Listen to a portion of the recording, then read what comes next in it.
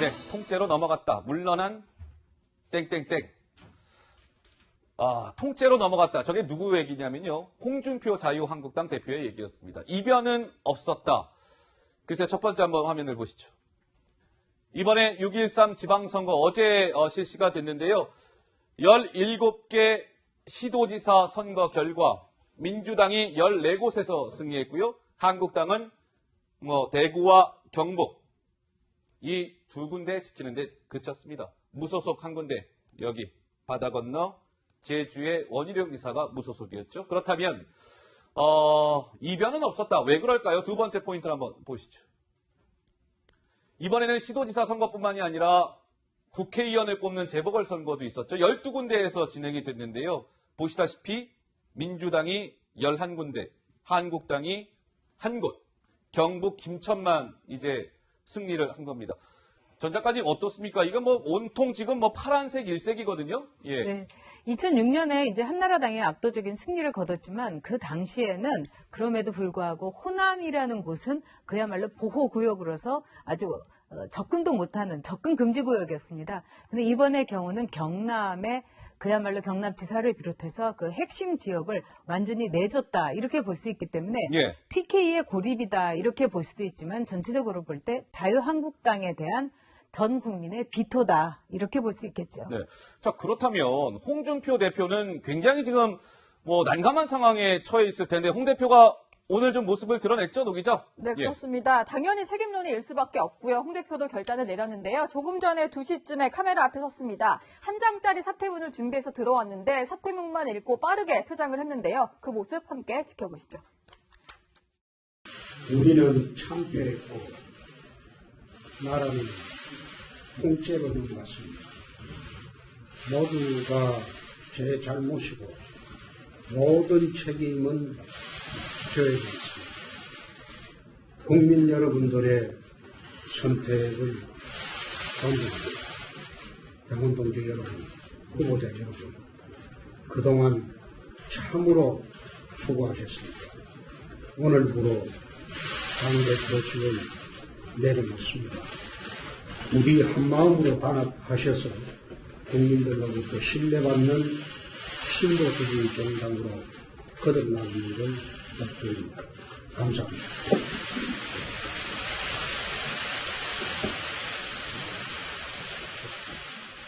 네, 홍 대표가 저 한 장짜리 사퇴문을 읽고 이제 저렇게 인사까지 하고 퇴장하는데 48초밖에 안 걸렸습니다. 1분 채 안 걸렸군요. 네, 1분도 채 걸리지 않았고요. 사실상 홍준표 대표의 어떤 발언 중에 가장 짧았다라고 볼 수 있을 것 같은데 어쨌든 홍 대표가 저렇게 모든 책임을 지겠다라고 하는 사퇴를 했고요. 그리고 홍준표 대표가 임명한 대변인이라든지 이런 이제 당 지도부도 전원 사퇴를 해서 앞으로는 김성태 원내대표의 대행 체제로 좀 진행이 될 것 같은데 예. 어쨌든 마지막으로 했던 말을 좀 짚어드리면요. 마지막까지도 내 잘못이고 책임은 나에게 있다.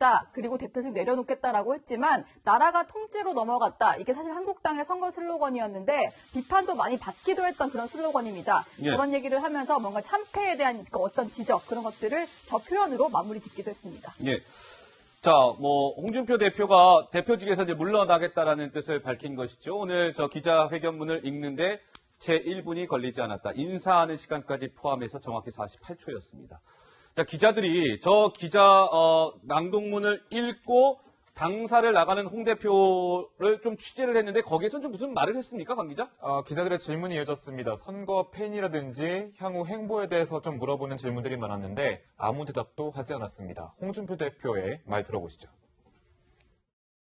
한 말씀만 해주시죠. 먼저 사퇴 결심하셨습니까?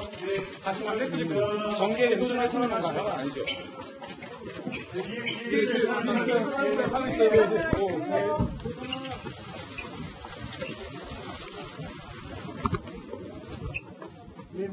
문 닫을게요.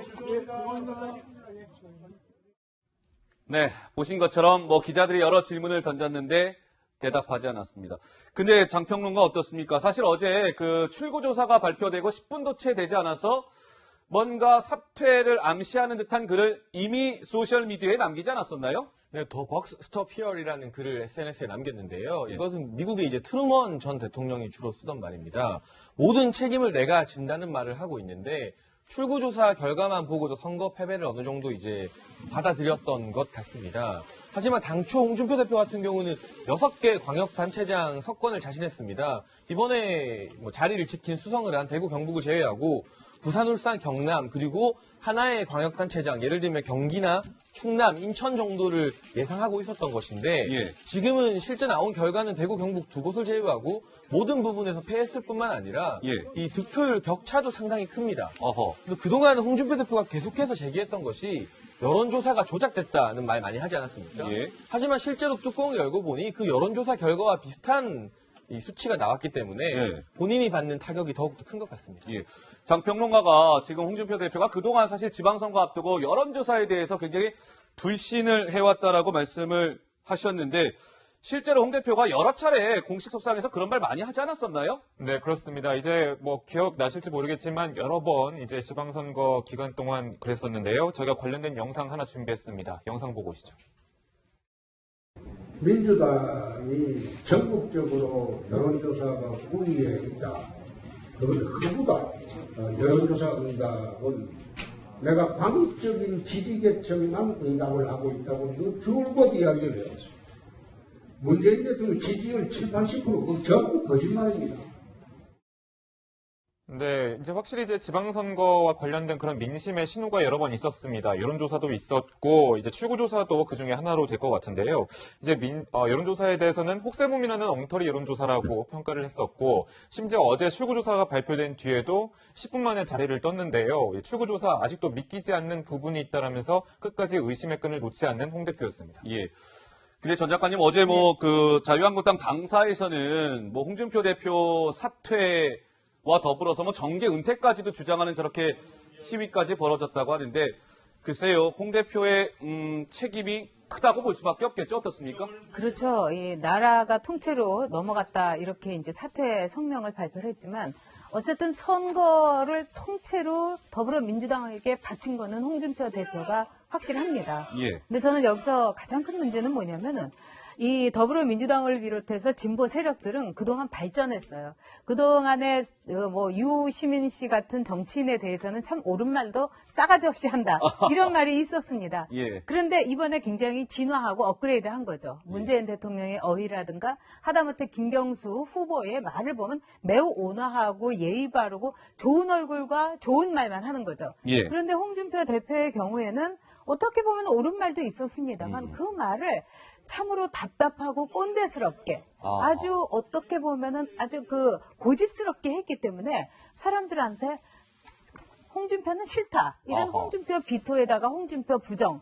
이걸 통해서 과연 이번 선거를 예. 저렇게 참패를 하고 보수 괴멸을 할 정도였는가. 홍준표 대표가 자신의 목소리를 좀 온화하게 하고 예. 그다음에 지역구의 공천 같은 것도 자기 사람만 챙기지 않는 아하. 이런 불미스러운 것만 남기지 않았으면은 적어도 몇 석은 국회의원 선거에서라도 건질 수는 있었다. 저는 이렇게 봅니다. 알겠습니다. 홍준표 대표 책임이 크죠. 홍준표 대표의 책임이 크다. 전 작가님 말씀이셨고요. 자, 그렇다면 이제 홍준표 대표가 대표에서 물러났기 때문에 자유한국당은 누군가 이제 대표를 해야 되지 않겠습니까? 뭐 전당대회를 통해서요. 벌써부터 뭐 좀 하마평이 나오고 있다면서요, 누 기자? 네, 그렇습니다. 사실 뭐 홍준표 대표가 재신임을 물으면서 등장할 거란 가능성도 배제할 수는 없는데 그렇죠. 홍 전 대표 이외에 다른 좀 후보군들이 좀 등장을 많이 해서 저희가 정리를 한번 해봤습니다. 사실 사람이 좀 없어 보이기도 하지만 과거의 올드보이들이 좀 돌아올 수도 있을 것 같아요. 예. 유한구정 국무총리가 예전에 뭐 원내대표를 지내기도 했었는데 이번에 선거 현장에 들어서서 지역 유세를 다니기도 했었습니다. 네. 그리고 이번에 이런 얘기도 했었거든요. 나는 어떤 역할도 마다하지 않겠다라는 발언을 했었기 때문에 이완구 전 총리가 정계에 복귀하는 것들을 이제 다음에 당권을 노리면서 하지 않겠느냐 이런 분석도 나오고 있고요. 예. 그리고 대표를 한번 지낸 바가 있는 김무성 의원 같은 경우에도 뭐 오늘은 이런 얘기를 했더라고요. 나는 보수의 죄인이고 나설 면목이 없다라고 얘기를 했는데 뭔가 주변에서 본인의 어떤 역할을 요구해주길 바라는 말이 아니냐 이런 해석도 나오고 김무성 의원이 직접 나서지 않는다면 측근을 내세울 수도 있을 거다 이런 관측도 있습니다. 그리고 정진석 전 원내대표 같은 경우에도 예. 계속해서 문재인 정권의 실정을 좀 비판을 하면서 계속 여러 가지 목소리를 높이고 있기 때문에 다음 당권 도전 때문에 그러는 거 아니겠느냐 이런 여러 가지 얘기들이 나오고 있습니다. 알겠습니다. 자, 지켜봐야 될 것 같습니다. 이완구 전 총리, 뭐 김무성 의원, 정진석 의원 얘기까지 나오고 있다고 하는데요. 뭐 한국당이 비대위 체제로 갈지 조기 전대를 열어서 당대표를 뽑을지 한국당의 앞으로의 행보를 잘 지켜봐야 될 것 같습니다.